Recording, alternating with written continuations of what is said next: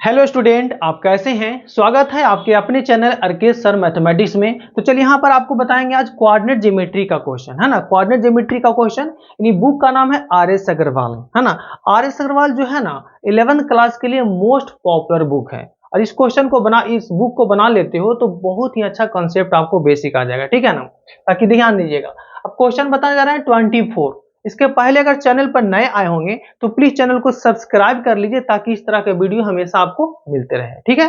चलिए यहाँ देखिए, यहाँ क्वेश्चन पहले समझेंगे। क्वेश्चन में कुछ है नहीं, इसमें ऐसे स्टूडेंट को दिक्कत होता है, पर क्वेश्चन में है नहीं, पहले इसको समझ लेना है और अच्छे से इसको डायग्राम बना लोगे, क्वेश्चन सॉल्व हो जाएगा। तो हम बेसिक से आपको बताएंगे, जिनको कुछ भी नहीं आता कोऑर्डिनेट ज्योमेट्री यहाँ पर आएंगे सारा चीज समझा देंगे, ठीक है ना। चलिए यहाँ देखिए, क्वेश्चन क्या कहता है, so that the point A B and C are three corner of a square, ठीक है ना। एक स्क्वायर है ए बी सी डी, एक स्क्वायर है जिसका थ्री कॉर्नर दिया हुआ है ए बी सी है ना, दिया हुआ है स्क्वायर का।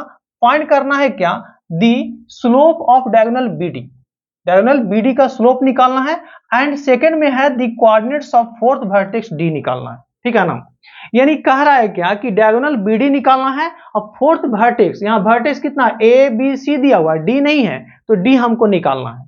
और ये कह रहा है कि ए बी सी डी क्या है, स्क्वायर है, तो अच्छी बात है। चलिए यहाँ देखिए, सबसे पहले यहाँ इसका सॉल्यूशन करते हैं। यहाँ देखिए सॉल्यूशन कर रहे हैं एकदम बेसिक से, जिनको कुछ भी नहीं आता है एकदम जीरो टू हीरो, ठीक है ना, जीरो टू हीरो। चलिए यहाँ देखिए, ध्यान दीजिएगा।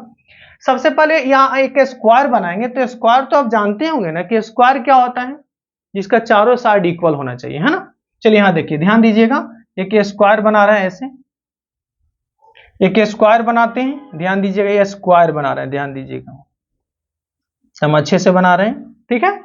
यहां देखिए स्क्वायर आपका बन गया, इसको बोलते हैं हिंदी में क्या बोलते हैं, वर्ग, है ना। एक स्क्वायर बन गया। स्क्वायर का यहां पर ए है और ये वर्टिसेज आपका बी है और ये आपका सी है, ये आपका डी है, क्लियर।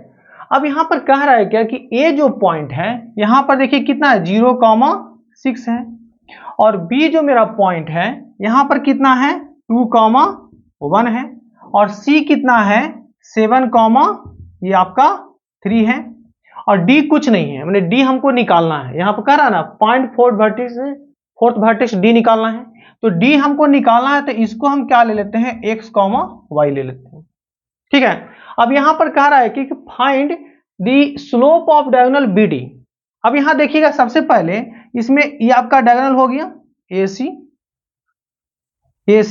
और ये आपका कितना हो गया BD, यहां पर एक डायगोनल हो गया, है ना। अब ध्यान दीजिएगा, जो स्क्वायर का जो डायगोनल होता है ना, वो क्या होता है, आपस में कट करता है परपेंडिकुलर, इस तरह से ध्यान दीजिएगा, ठीक है ना। स्क्वायर का जो डायगोनल होता है वो क्या करता है, आपस में कट करता है ये राइट एंगल पर, तो ये राइट एंगल पर कट करेगा, यहां पर ध्यान दीजिएगा।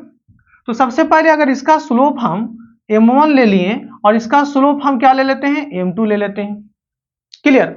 तो आप जानते होंगे कंडीशन फॉर परपेंडिकुलर क्या होता है, कंडीशन फॉर परपेंडिकुलर, यहां पर एक चीज और हम लिख देते हैं यहां पर कि AC जो है परपेंडिकुलर है किस पर, BD पर। AC जो है AC, यहां पर AC, ये आपका AC जो है परपेंडिकुलर है किस पर, BD पर है, क्लियर। अब यहां पर कंडीशन फॉर परपेंडिकुलर लगा देंगे एकदम बेसिक से, ध्यान दिए, एक एक चीज आपको यहां देखने को मिलेगा, ठीक है ना।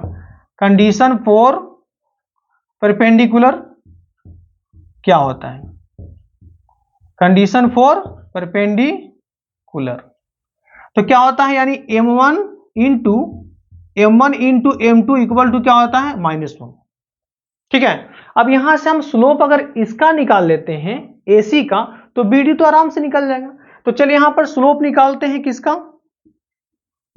स्लोप ऑफ किसका, AC का। तो AC का स्लोप यहां पर कितना हो गया, m1 हो गया, है ना। AC का स्लोप क्या होगा, m1, तो m1 कैसे निकलेगा, ध्यान दीजिएगा, y1 माइनस y2, यानी कितना होगा 6 माइनस 3, है ना, y1 minus y2 by x1 minus x2, यानी कितना होगा 0 माइनस 7। यहां से m1 जो निकला कितना निकला 3 बाई माइनस 7, यानी m1 कितना आएगा -3/7 आ जाएगा, क्लियर। m1 कितना आया -3/7। अब हमको करना है क्या, चलिए m1 अगर यहां पर निकाल लिया तो m2 तो आराम से निकल जाएगा ना, तो m2 ही निकालना है, ये bd का स्लोप आ गया है ना। m1 कितना है -3, अब आई 7, और m2 यहां से हम निकाल लेते हैं, तो माइनस माइनस कट जाएगा, तो m2 यहां से कितना आ जाएगा 7/3 आ गया। क्लियर, m2 कितना आया 7/3, ये आपका कितना होगा स्लोप ऑफ bd, m2 क्या देखिए स्लोप ऑफ bd है ना, यहां पर आपका जो हो जाएगा स्लोप ऑफ bd है ना, स्लोप ऑफ ये आपका हो जाएगा bd, यहां से कितना आ जाएगा 7/ आपका हो गया 3 हो गया। चलिए पहला का तो आंसर आपको मिल चुका है। इस क्वेश्चन में हर एक स्टूडेंट को उलझन है, मगर देखिए इसको कितना हम इजी से सॉल्व कर चुके हैं है ना। चलिए अब आते हैं सेकंड में, तो सेकंड क्या कहता है क्या कि दी कोऑर्डिनेट्स ऑफ फोर्थ वर्टेक्स, पहला तो निकाल दिए ना, यहां पर देखिए पहला क्या करा था slope of diagonal BD, BD का स्लोप निकाल चुके हैं। चलिए अब हमको निकालना है फोर्थ वर्टेक्स ऑफ डी, तो दी coordinates of fourth vertex D, यानी देखिए ए का पता है बी और सी, मगर डी वर्टेक्स हमको पता नहीं है, तो कैसे निकालेंगे।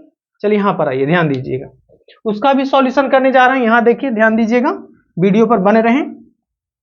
सबसे पहले आप ध्यान देंगे कि इसको हम कैसे सॉल्व करेंगे, यहां देखिए ध्यान दीजिएगा, जब ये स्क्वायर है ना, तो इसको हम मान लेते हैं ओ पॉइंट, ठीक है। तो ये आपका जो ओ पॉइंट होगा यानी बीडी के लिए मिड पॉइंट होगा, और यहां पर एसी के लिए मिड पॉइंट होगा, क्योंकि ये स्क्वायर है ना। तो सबसे पहले हम क्या कर लेते हैं, यहां पर ध्यान दीजिएगा, यहां पर ओ जो है ओ इज मिड पॉइंट,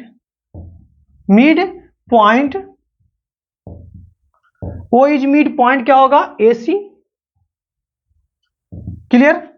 तो यहां पर ओ का कोऑर्डिनेट निकाल लेते हैं, निकलेंगे यहां से एसी का है ना, एसी का तो इतना प्लस इतना यानी कितना होगा 0 और प्लस 7/2 होगा, और 6 + 3 यानी कितना होगा 6 + 3/2 होगा। तो यहां पर ओ का कोऑर्डिनेट कितना आ गया 7/ यहां से 3, और ये 9/ कितना हो जाएगा 2, 7/2 है, मिड पॉइंट में क्या होता है 2 से डिवाइड होता है। चलिए ठीक है, तो ओ का कोऑर्डिनेट निकल गया। अब हमको बताइएगा कि AC यहां आपका मिड पॉइंट हो गया, तो उसी तरह से BD का ही मिड पॉइंट कौन होगा ओ होगा, तो यहां लिख देते हैं कि O is mid point of किसका BD का, है ना। तो यहां से O का जो कोऑर्डिनेट आएगा वो क्या आएगा इतना प्लस इतना बाई 2 है ना, तो कितना होगा ये 2 + x/ कितना हो जाएगा 2 होगा, क्लियर, कितना होगा 2 + x/2 होगा, और यहां से कितना 1 + y/, यहां से कितना हो जाएगा 2 होगा, क्लियर। अब बताइएगा, तो ये AC का जो मिड पॉइंट O है और ये BD का भी मिड पॉइंट O है, तो दोनों तो एक ही पॉइंट हुआ ना, तो दोनों तो एक ही जगह कोलाइड कर रहा है, एक ही जगह पर है। तो बताइएगा कि इसका x इसके x के बराबर होगा और इसका x इसके x के बराबर होगा, तो यहां से देखिएगा क्या निकलेगा कॉन्सेप्ट, तो लिख सकते हैं ऑब्वियसली